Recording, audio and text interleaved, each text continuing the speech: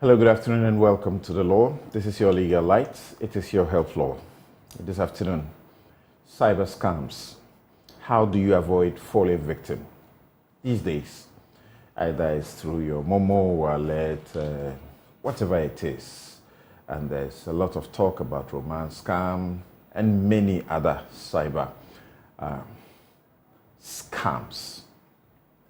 How do you avoid falling victim? We'll be right back with our special guest who has a lot of knowledge in this area with great tips for you.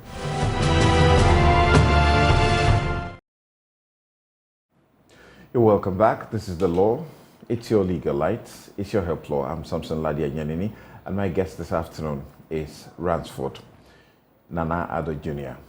He's fraud, security, and crime investigation specialist. Thank you very much for making time to join us. Thank you too for having me. Great. Right, so, you know, when the Ghana passed its very important law on cyber crimes, we were the first to introduce you to it or introduce it to you and tell you about the gamut of offenses in there and how you could suffer for getting yourself into any, cyber offense. Today, our focus is not to continue to tell you about what the law says and what it doesn't say, but to tell you how you can avoid falling victim to cyber scammers. They're all over you. Just pick your phone right now and check some of your WhatsApp messages, and you recognize that you have received some scam. Even your text messages, some of you have fallen victim, you have lost money, and so on. So, Ransford, to begin with, when we say cyber scam, what are we talking about? Okay, Samson. So, cyber scam basically talks about the myriad of fraud. Scam basically is fraud. Where some individuals pretend to be who they are not, make a false presentation to a victim, and the victim buys into the idea, behaves in a certain way, and usually parts with something valuable. Now, if these things happens within the physical space, like I'm talking to you now, I tell you that I'm a government official, and I need you to, believe in my company, which I'm forming, and we can win contracts together. And you part with money, and I am not that government official, I do not have any influence, then I have scammed you. Right. Now, when this action or activity migrate from the physical space onto the internet or online or the cyber space, then we say that cyber scam has happened. Right. So it's basically a false presentation that makes a victim believe in the attacker and then part with something valuable, money, property, or anything. Right. What are the forms of the manifestations of cyber scams? This is a huge question. This is something that you do for a whole semester. But it takes a lot of forms. But the mother of all the cyber scams is what you call social engineering. Social engineering. Social engineering. It's not the romance scam that we hear about. No, so it's a subset of that. The broad term we call social engineering. Social engineering is basically a clever way of manipulating people for them to believe you, to divulge sensitive information, or to act in a way that under normal circumstances they wouldn't do. Social engineering sounds positive, not negative. So it doesn't sound like Sakawa. It doesn't sound like 419. Yes, that is the term. So that is the broad term, but 419 is a subset of social engineering. And 419 is a term that we have migrated from Nigeria to Ghana, but we also have ours.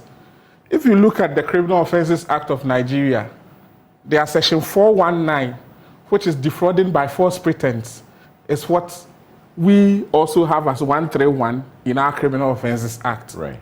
So if anybody makes any false presentation and you believe it, and you part with something valuable, and it is intentional to deprive you of something that is dear to you, then defrauding by false pretense, which in the Nigeria Criminal Offences Act, the section 419, it has also happened in ours under 131 to 133. All right. So you were beginning to tell us about the various manifestations of cyber scam, and he began by telling us what is social engineering, which is sort of the umbrella term for the forms and the varied crimes that take place in the cyber world. So let's now try to, as it were, break them down. Okay. Yeah. Now, something before we even move on, let me say that the internet or the cyberspace, it's something very beautiful. Can you imagine if you wanted to search for the suit you were wearing? Right. You have to go to all the shops, you have to make all the phone calls, people will bring to you and you reject it. That's right. But just by typing what you want, you can see pictures of it, you can see the location, That's right. You can call for it in your house. Imagine if you wanted to buy anything, food, and you have to drive around to taste it before you buy. Imagine if you have pictures, you wanted the whole, your friends to see how you look now. You have to take your album to all of them, their homes, for them to like it. Right. That's the beauty of the cyberspace.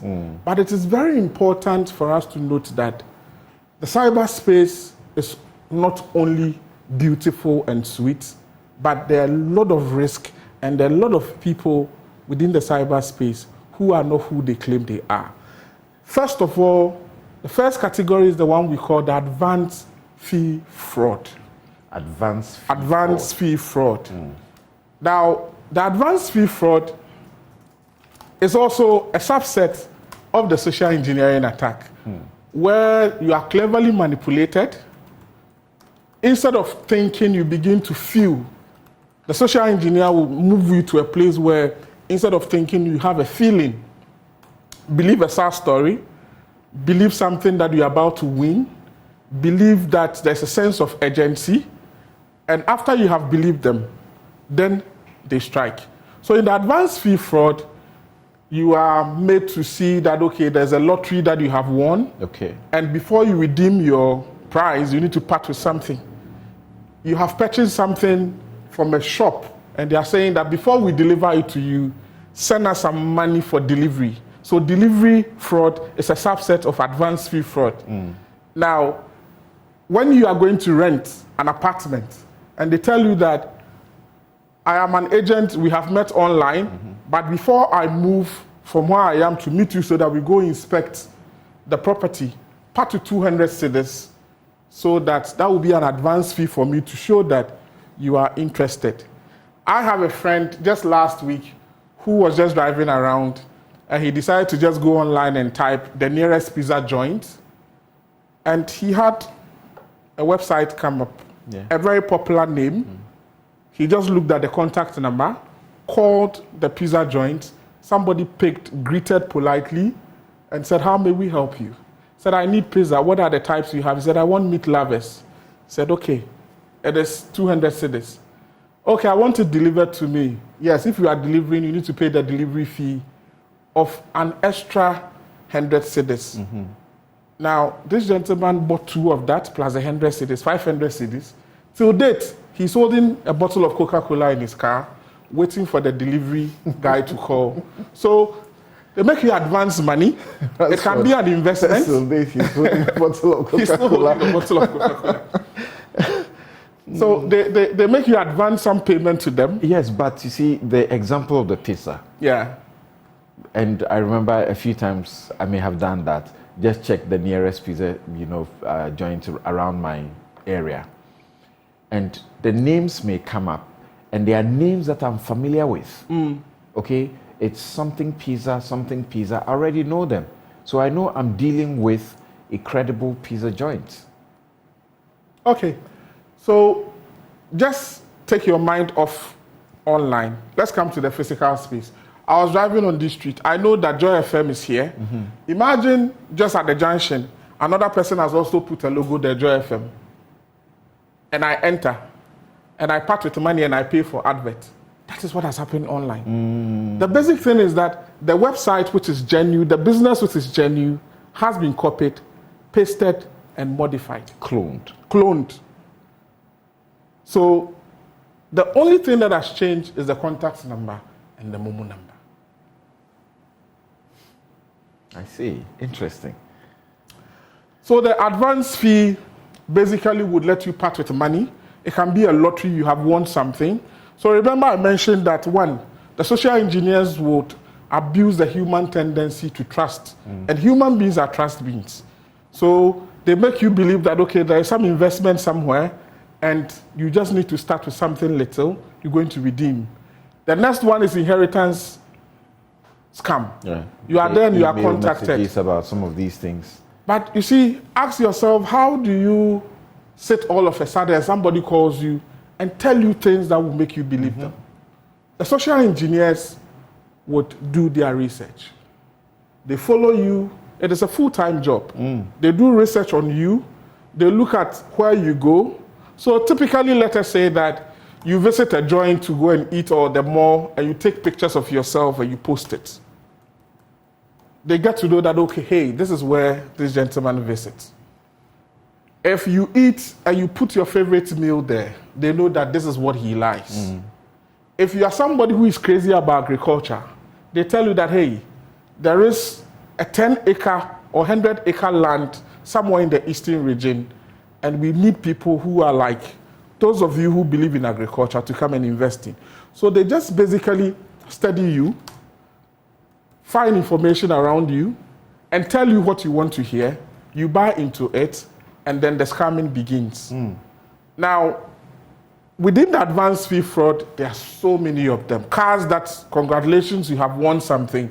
You did not partake in any lottery, but you've been contacted that you have won. The next thing that makes you vulnerable is greed.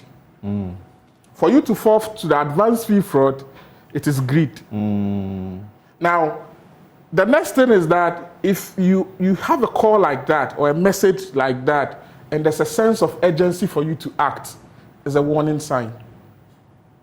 When you say if there's a sense of urgency for you to act, what exactly does that mean? I've seen this. Somebody sent me a message and they say, "Congratulations." Normally that's how it comes, right? Congratulations, you have won $1 million, Ghana cedis in our so and so promo. You have to pay or contact so and so to redeem your reward. If I feel that I need to do this quick, is that what you mean by the sense of urgency? So typically, if this is one of those scams that they would impress on you, they will tell you that this offer expires. So a lottery that you have won, you have less than 24 hours to redeem. Okay. Because the scammer plays on your intelligence and your ability to trust them and not to think. When you talk to somebody, it reduces the opportunities that the scammer has. So they will usually put timelines to their messages for you to believe in them. So if it's a bank, they are telling you that, hey, from your bank, your card has been compromised. Enter the details of your card on this link we have shared with you. Other than that, your whole account will be blocked and you have to reopen accounts all over again. So and it may give you timeline that you enter this thing, the code, in the next 1 hour or so. Your full card number, your date of birth, your expiry date, and these are the things that are used for shopping online. Right. So immediately they put that sense of urgency on you. You have no other option, and if you believe them, you need to part with that information, which will be used in defrauding you. So I have mentioned greed, I have mentioned a sense of urgency, and I moved to the next one, which I think within the past few days it's become quite topical. The romance scam. Okay. Yeah. Loneliness. Quite topical in Ghana also because of, what's her name again?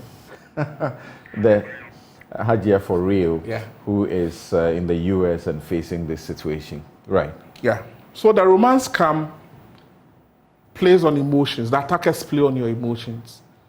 Again, it goes on a journey like this. They have done their research. They have monitored you. They know where you live. They know what you like to wear because you have given some information around you on social media or on the internet. So the next thing is that you receive an unsolicited message. Usually the scammers are the first to contact you. Okay. When they contact you, they can even make a call and say, oh, sorry, wrong number. I was calling someone else. But I like your voice. And oh, thank you very much. And that is the beginning. Then they request for friendship. If it's a dating site, they request for friendship. You get to know each other. Within a very short time, you realize that you are beginning to confide in this person. What do they have? They have information on you. They have information on your sadness that you have posted on social media, the stories that you have told that everybody has listened, the relationships that have gone bad, and they come to promise you heaven. The next thing is that they declare that they are in love with you. And immediately you fall into this love web, they begin to give you attention. They talk to you every day. They will chat to you every day. What have you eaten? What are you wearing today? Take a picture of yourself and send to me. And everything that you don't find, you begin to find in them because they have information. The next thing is that they begin to withdraw. And when they withdraw, you become disturbed. And that is when they come up with stories and different techniques to extort money from you. They create emergency story.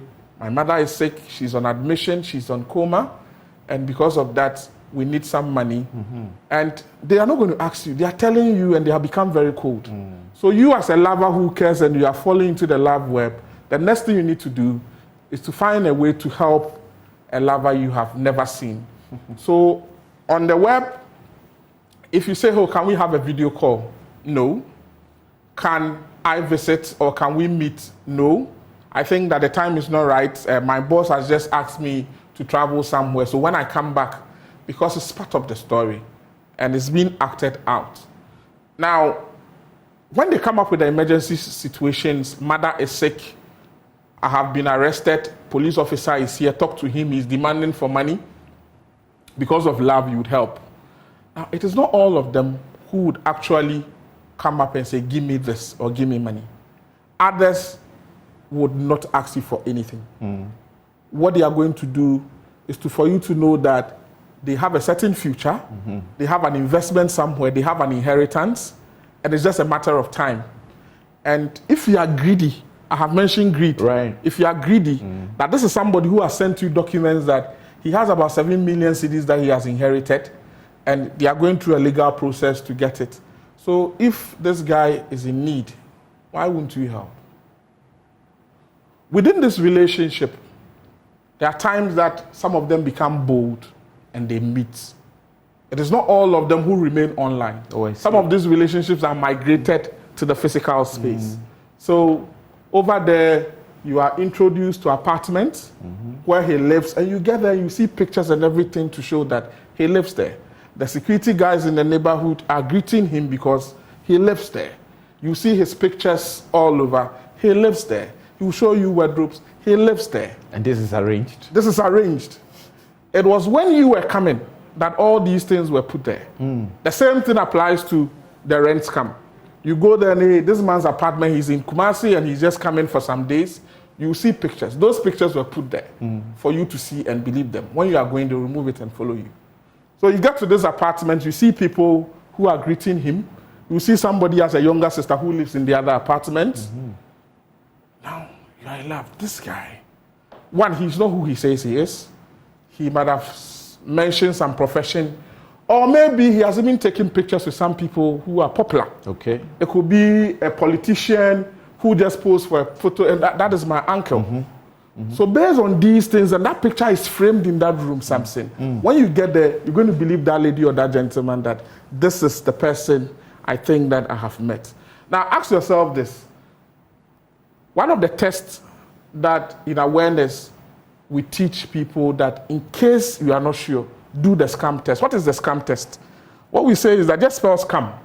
S-C-A-M. I was enjoying the stories which you are using to sort of tell us how these scams manifest, and then we would have come to zero in on to the scam. Okay. how to, detect them and avoid No them. problem. Great. We'll get there. Great. So you buy into it, you believe that this is the guy or the lady I have met, and you begin to get along. He has still not asked you for anything. In one of the stories that I shared recently, a lady within the corporate structure, senior manager in one of the organizations, met this guy.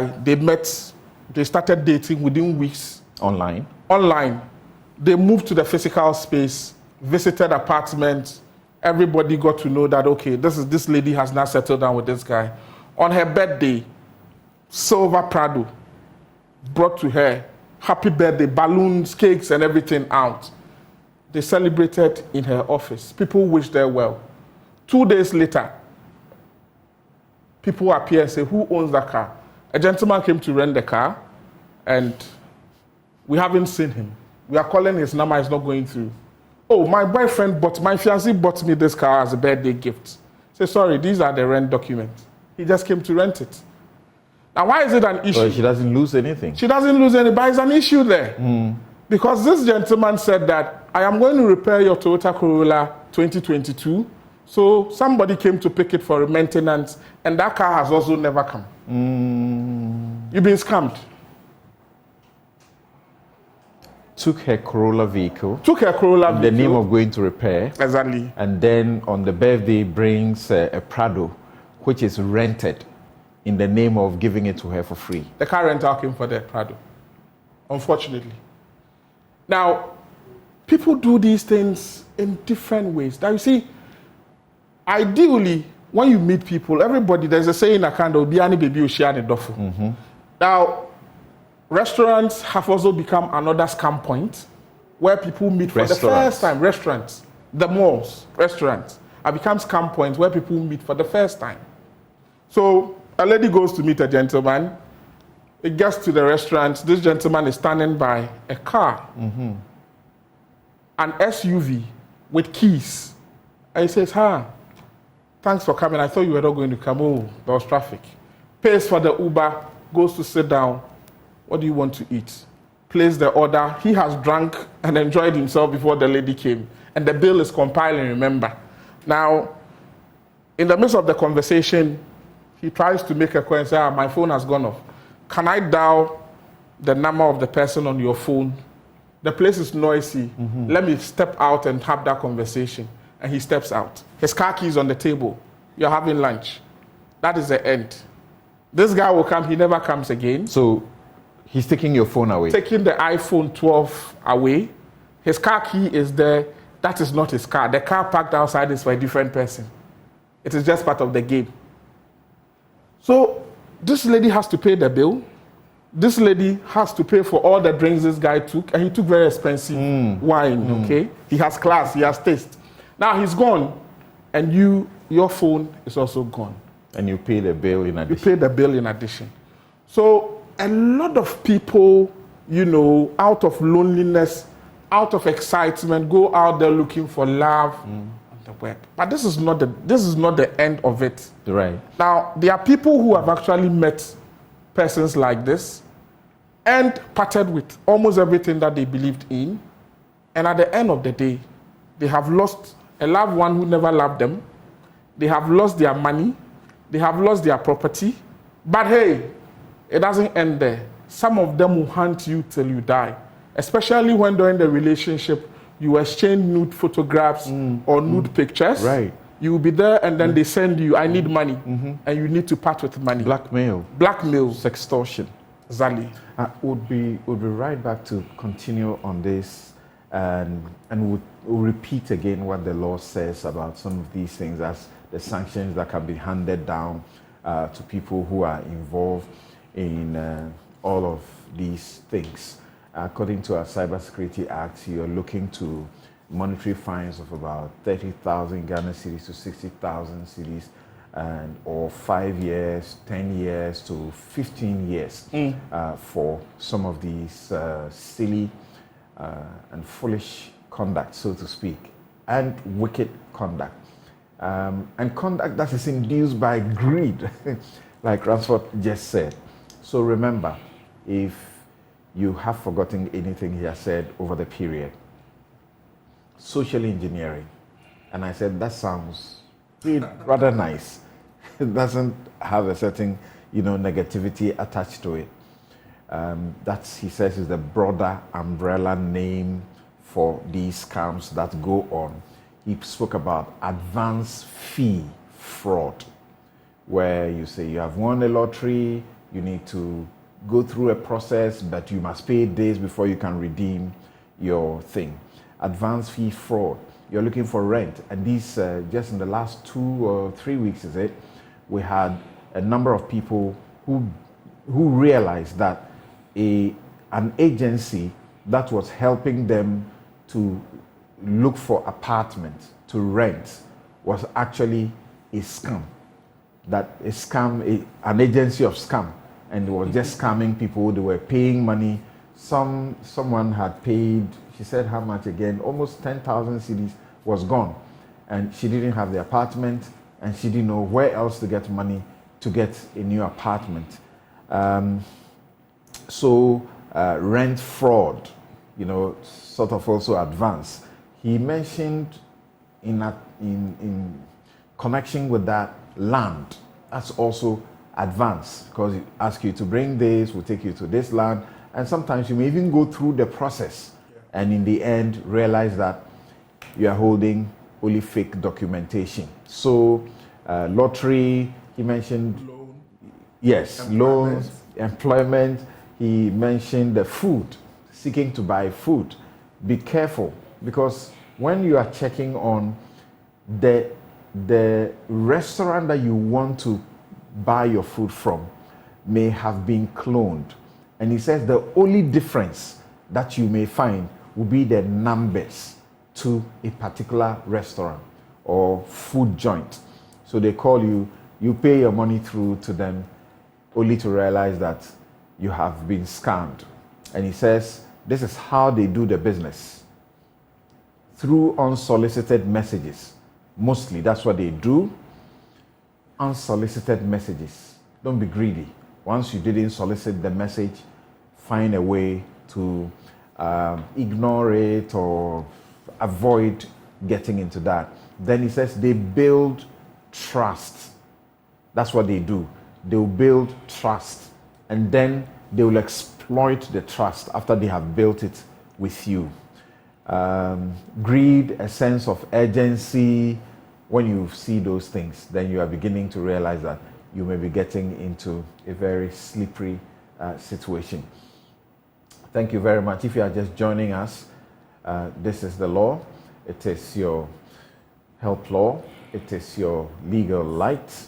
And here we are trying to give you some very good education as far as scams, cyber scams are concerned. So please pay attention and be with us. We are going to open the phone lines soon for you to join.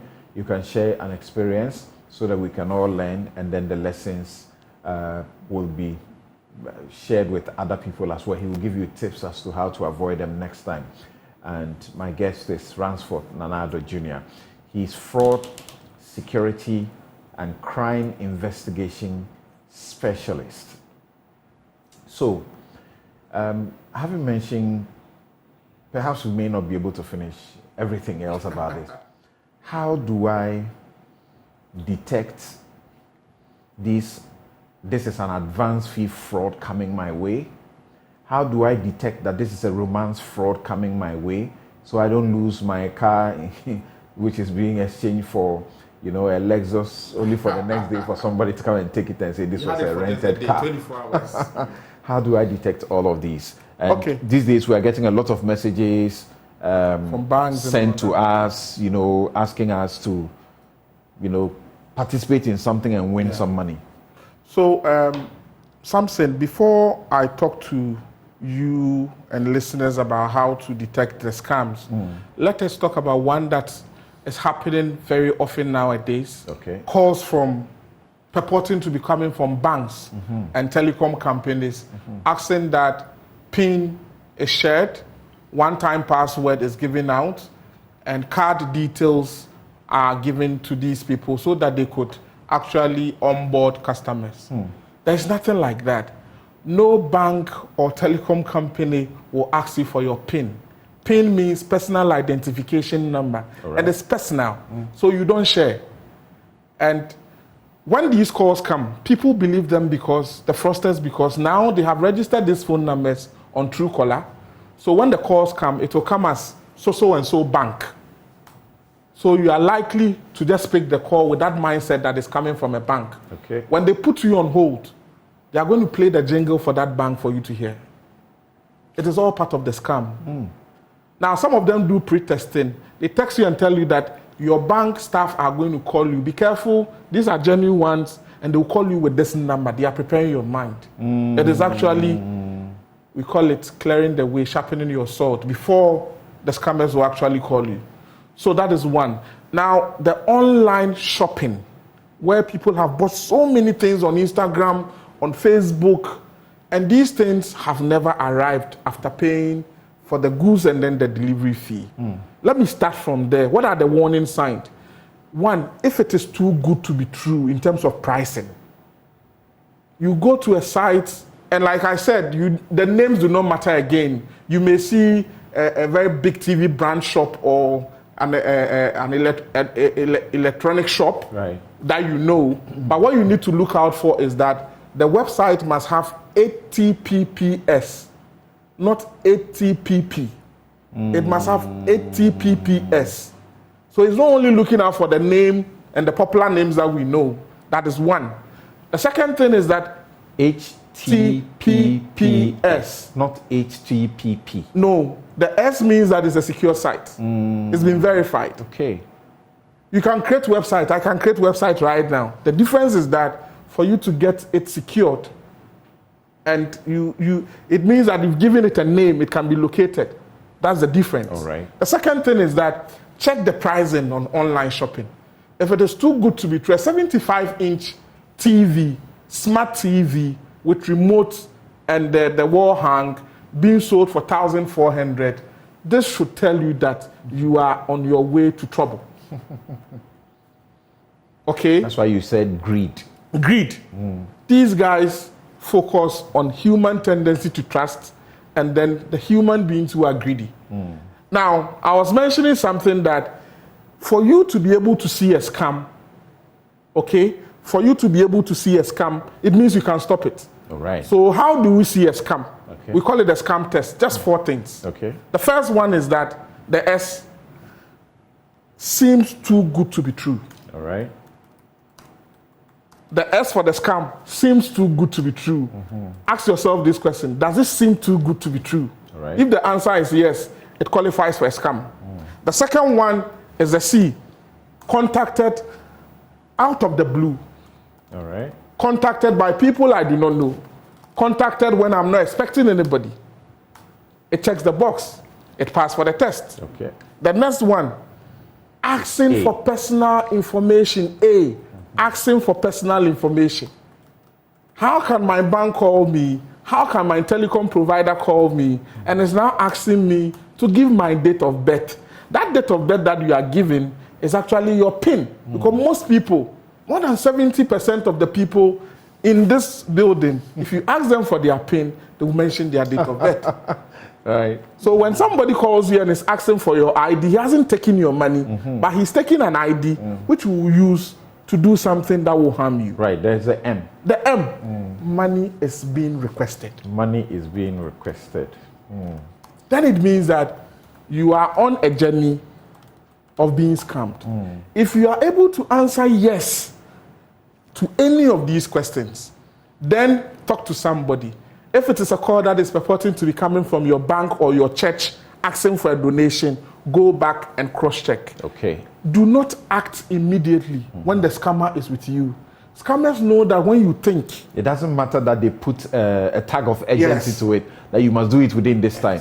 Still try and go back. Go back. Go and check in person. Yes. With if it's a church, if it's a bank. Exactly. Okay. Go and check. And that is the very important thing. Right. Some say, if I don't add this scam and I leave, there will be trouble.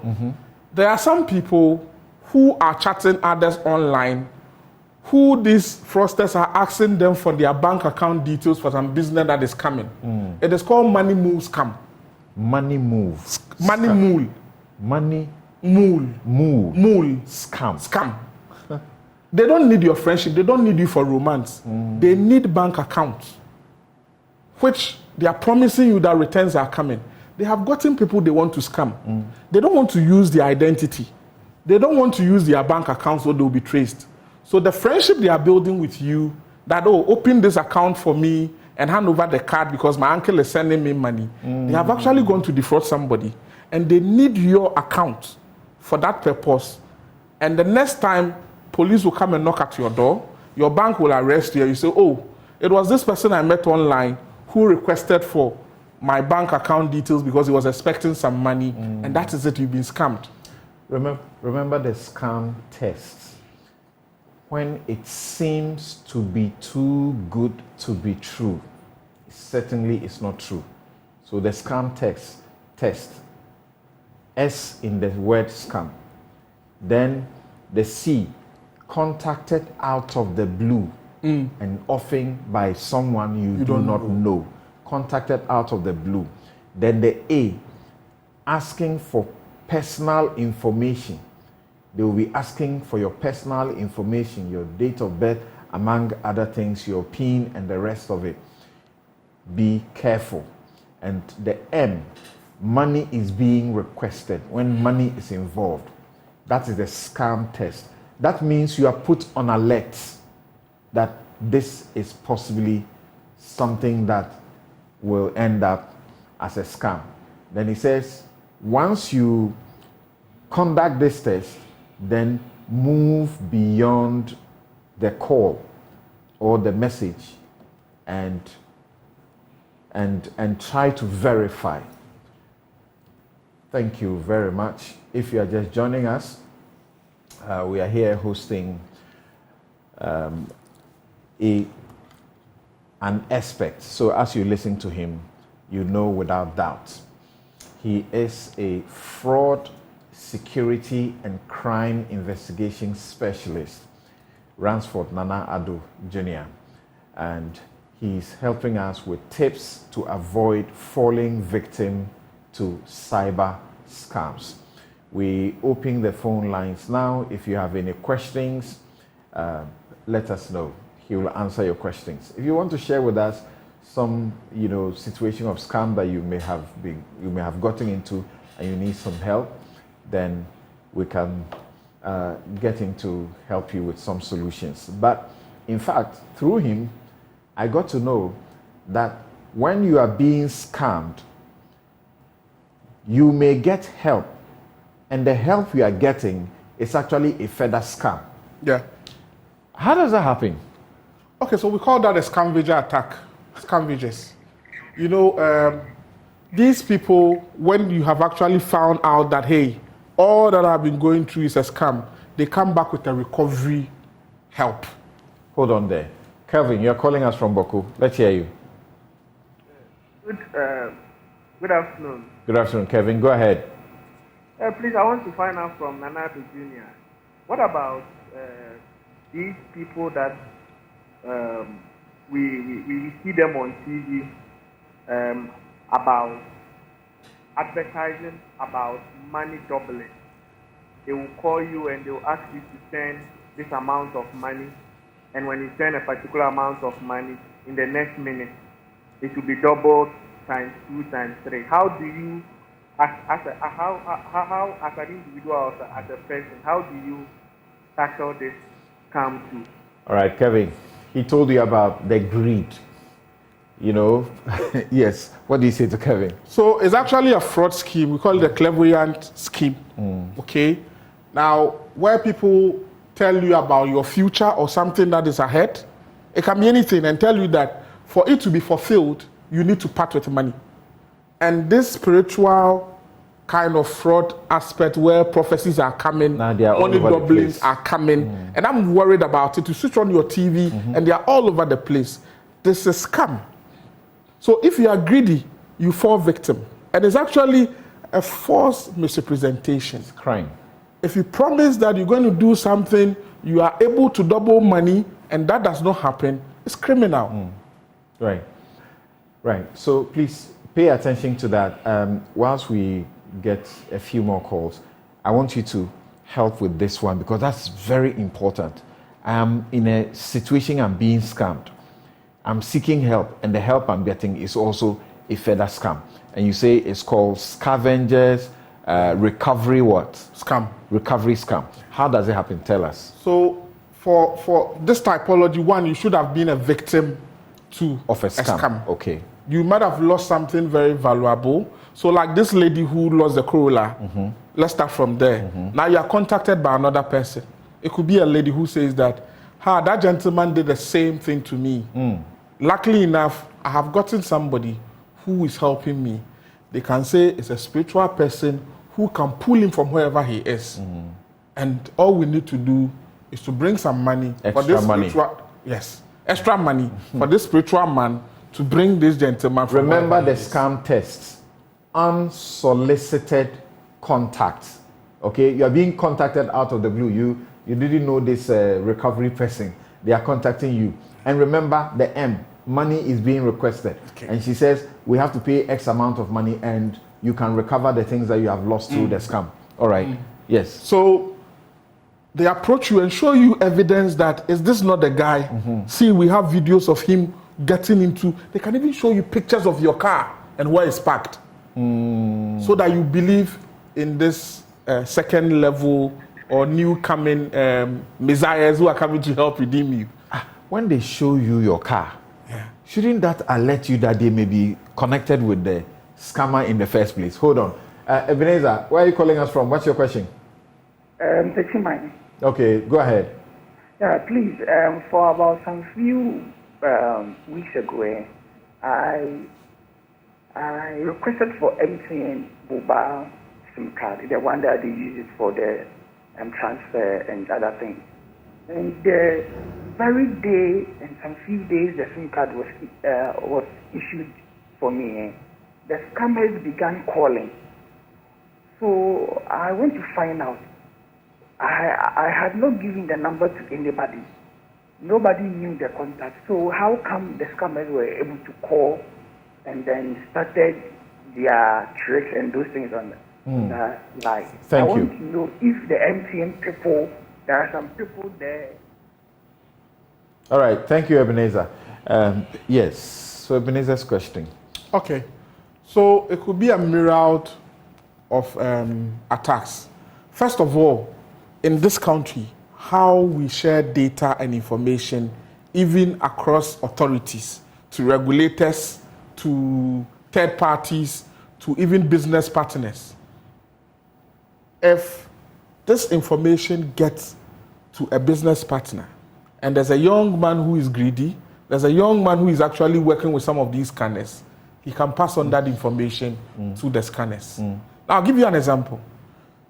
Somebody deposited money on a new wallet. And he said, I just deposited money. I've never even given the number to anybody, like he said. But the number that you just got, you've never deposited, you have never given it to anybody. You went somewhere for somebody to deposit money, maybe a merchant. That merchant may be part of the scheme.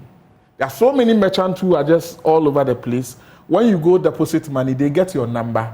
They know how much is on your wallet because they just put it there. It could also be, like he mentioned, somebody from inside that organization may be having access to this confidential information and may be selling it to Godfather and his team. All right, interesting there, but there's a bit of an extreme also at that end. So we were still dealing with the issue of the recovery thing. Scavenger, yeah. The scavenger. You got to a point which I'm losing. Who is it on the line? Yes, who is it on the line? Yeah, this is Cornelius. Cornelius, where are you calling from? Calling from Pando. Pando, let's hear you, Cornelius. Yes, there was once a text message sent to me telling me that I have received money into they wrongly transferred some money into my Momo account. And that I should take and transfer the money back to them within 2 minutes. Otherwise, my account will be blocked. So I refused and I couldn't give them attention. After 3 minutes, they resend me a message telling me the account has actually been blocked. And for that one too, I couldn't even open dial the MTN code to check whether the account has really been blocked.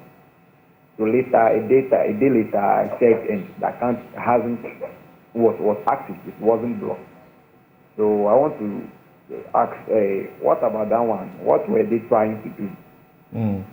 This one sounds like a genuine Yeah, situation. so this is something that has to be referred to MTN, Right. because they will have logs on what happened on the system. But closely to what he's saying is an example of the scavenger attack. Okay. When they try to scam you or they've parted with money, then you are called by somebody who says that, hey, Frosters just called you. They have been able to move 2,000 cedis out of your wallet. Right. I am going to help you recover that money back. You can dial this code now at this place. Dial 2,000 or dial 2170. That is 2,170 cedis you are putting at the amount side. And they are telling you it's a PIN. That is money you are keying again. So the rest of the money there, you are going to move further. It is the same team who have come back trying to help you recover what you have lost. And you need to be very careful when you're already a victim and call comes or help comes from somewhere. Right. They could be more dangerous than the people who So have... back to the getting help and then getting to become a double victim. And I was asking if, you showed me a picture of the car, my vehicle that and the gentleman, had been scammed, the gentleman is or the standing person by involved, yeah. right? Then it should alert me that you may be connected with that person, so I don't fall victim again. It is because we are sitting here and we are discussing this, so you are alert, and you have actually not gone through the first stage, so your mind is very fertile to think. When you find just the picture of your car being sent to you will arouse some emotions in you that there is hope. Because that will be the first time you are seeing a picture of your car again, and a picture of that gentleman again. So this person, take it or leave it, call him whatever. Either he's a fraudster or he's an investigator. He's somebody who can help. And you also, listening to you earlier, you suggested that when these people contact you, they have more information about you. Yeah. So if you give more information, I get to know that you seem to know me a lot more. Then it means there must be a reason why you know me a lot more. Maybe you are working with the scammer. Yes, that's the whole thing, Samson. So now you are getting enlightened in these things, so you can now think on your feet. Now, when you become vulnerable, there's a very high likelihood that you become vulnerable again for the second time. Okay. Now, these fraudsters never give up. So far as the first attacker knows that you still have a car, you still have a house, and your father has some money left to you in that account, they are going to come back as helpers or send their disciples to come back to you. This is something you need to understand, that it happens because until the money is finished, they're not going to go anywhere. Is this what you do? As in teaching and helping people get out of this situation? Is that what you do? So the past 17 years, Samson, from telecom to banking, I have investigated a series of these cases, and I see people come cry in my office, tell their story. And the past 3 years, I said, see, these things need to be taught. Okay. And I mentioned something earlier. If you can see a scam, you can stop a scam. All right. So this program is an example of we making people see how scam looks like so they can stop it. All right. So now you are dedicated your life to this. Thank you very, very, very much indeed. Right. We have been having a conversation on cyber scams, tips to avoid falling victim, and he seems to suggest to us that what he's actually giving us is some sort of a tip of the iceberg. But it sounds a lot. And I have personally learned quite a lot also. So tips to avoid falling victim, and we have been engaging Ransford Nana Addo Jr. He's fraud, security, and crime investigation specialist. And as you just heard him a while ago, he has transited from bank to telco, investigating some of these things, and feels all of us need some help at some time. So he's helping to give good education to help all of us. We can't thank you enough. Thank you so very much for making time this afternoon to be with us here on The Law. It's always a pleasure, Samson. Right. But these things are crime. Yeah. So those who are supposed to fight crime, they should fight it. Yes, but we need to help. We need to help by understanding these things. You see, even not reporting crime alone, you are not helping matters. That's right. Even if you report, and then it's going to build a database for us to see the trend, to have a conversation like this. So the first thing is that the National Cyber Authority Right. has an investigative mandate Right. into these things. IOCO does, the Ghana Police Service does. That's right. And we have so many laws in this country to deal with these things. We just may have to engage you again, perhaps when we have the Cybersecurity Authority on the show again.